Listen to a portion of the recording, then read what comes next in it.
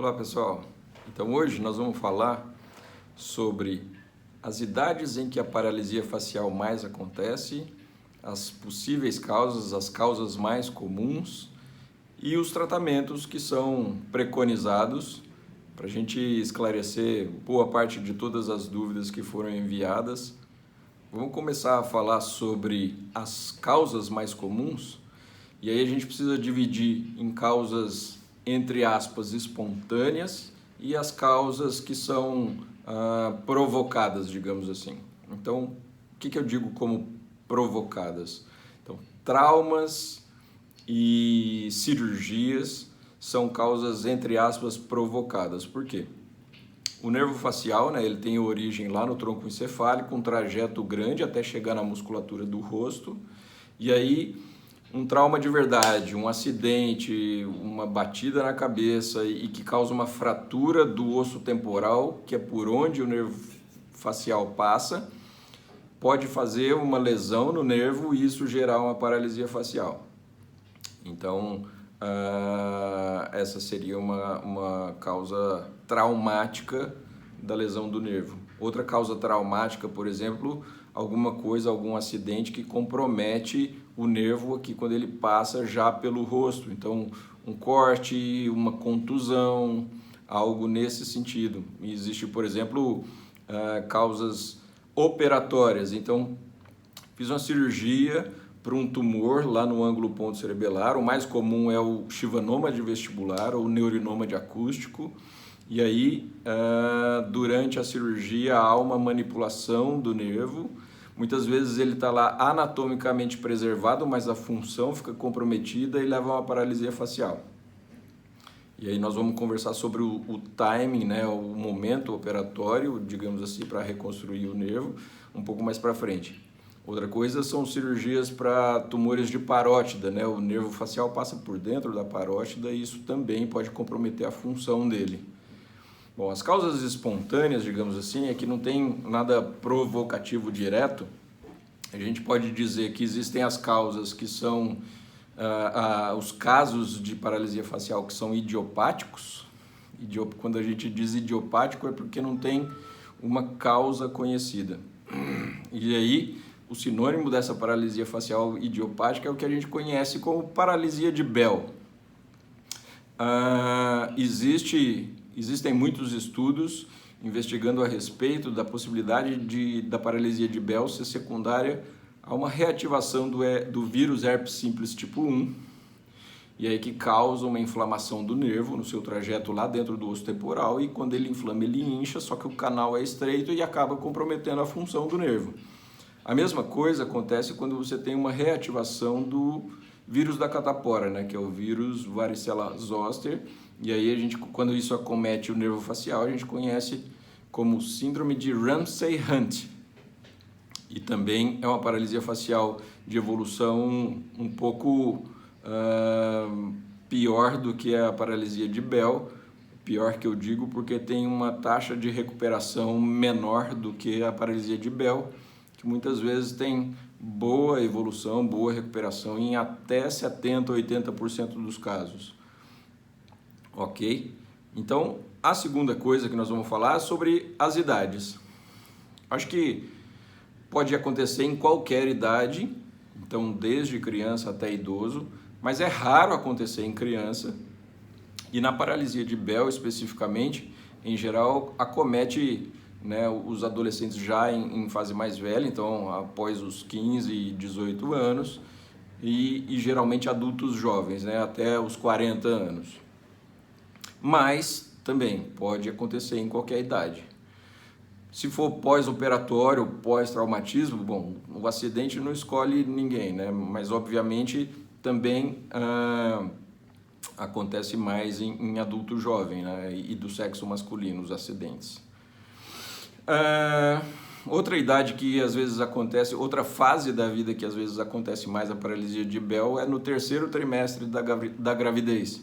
Então as mulheres, de certa forma, né, com esse aspecto ao final da gravidez, têm um índice maior de paralisia facial do que os homens. E a respeito do tratamento, bom, vamos lá, depende da causa. Então, se é uma paralisia espontânea que aconteceu. Muita gente fala, né, tomei um golpe de vento e paralisou o rosto. Muitas vezes, então, se acredita que a causa disso seja a reativação do herpes simples. E aí, no momento agudo, né, o que se orienta é que se inicie um tratamento com corticoide e antiviral até o 3º dia de sintomas. Alguns autores falam sobre até o 5º dia. E existe, inclusive, alguma discussão a respeito se vale a pena descomprimir o nervo, e, em geral, quem faz esse tipo de tratamento é o otorrino, mas precisa ser nos primeiros dias da paralisia facial. Nos pacientes que eu atendo e que eu vejo, em geral, são pacientes que fizeram algum tipo de cirurgia. Eu esqueci de mencionar, inclusive, cirurgia plástica, né, para o pessoal que vai fazer a cirurgia estética. Às vezes existe a manipulação de alguns ramos do facial e também podem levar à paralisia. Bom, e aí os pacientes que eu vejo geralmente são pós-operatórios, e geralmente são pós-operatórios de tumores na base do crânio, e aí eles vêm encaminhados por outros colegas da neurocirurgia para a gente avaliar esses pacientes. E uma informação é muito importante: se durante a cirurgia houve o sacrifício do nervo ou se durante a cirurgia houve a preservação do nervo. É uma cirurgia que faz com monitorização, de forma muito segura, com técnica muito adequada, mas se o tumor é muito grande, aí o risco é muito grande mesmo de levar a uma paralisia facial. E aí, nesses casos em que não recuperam espontaneamente, né, digo espontâneo, que é sem cirurgia, mas com reabilitação, fisioterapia especializada e assim por diante, existe a ideia de se fazer uma reconstrução do nervo facial. E aí as formas de reconstrução dependem da causa. Então, por exemplo, foi uma lesão do nervo facial aqui no rosto, então aí o melhor doador para reconstruir o nervo facial é ele mesmo. E a gente tentar achar uma extremidade do nervo para fazer a união, né, a microcirurgia, a microneurografia, que é o pontinho entre os nervos, entre os cotos do nervo, para ele recuperar o nervo facial. É o melhor para reconstruir ele mesmo.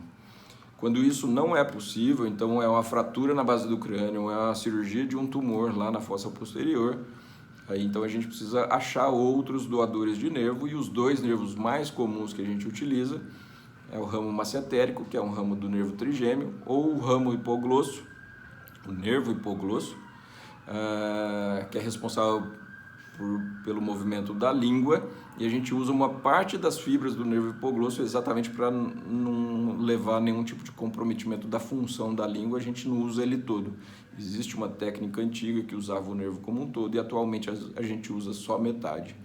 E existe ainda a possibilidade de você fazer um crossface, passar um enxerto, aproveitando o nervo facial, um raminho do nervo facial bom de um lado, para reconstruir o outro, para trazer um movimento mais harmônico e com melhor resultado. E aí existem técnicas tardias de rodar um flap do músculo temporal, se ele estiver funcionando, algumas técnicas de peso de ouro do olho, uma técnica de transferência de músculo para fazer um fechamento palpebral. Existe também uma possibilidade de trazer músculo da coxa, né, em geral o músculo grácil, para trazer movimento atrás para o rosto, para substituir o movimento que foi perdido. E isso tudo são estratégias de reanimação facial, ou seja, de recuperação de movimentos do rosto. E além disso, existe todo o tratamento de reabilitação. Existem equipes especializadas tanto da fonoaudiologia quanto da fisioterapia para isso, e vale a pena fazer com gente que se qualificou para tal, para acabar não fazendo coisa errada. Ok? Então, com isso a gente fecha as idades, as causas mais comuns e os tratamentos. Combinado? Bom, se tiverem mais perguntas, mais dúvidas, escrevam aí nos comentários, a gente tenta esclarecer, e se eu não souber responder, eu chamo gente para vir responder junto comigo, e até a próxima. Um abraço.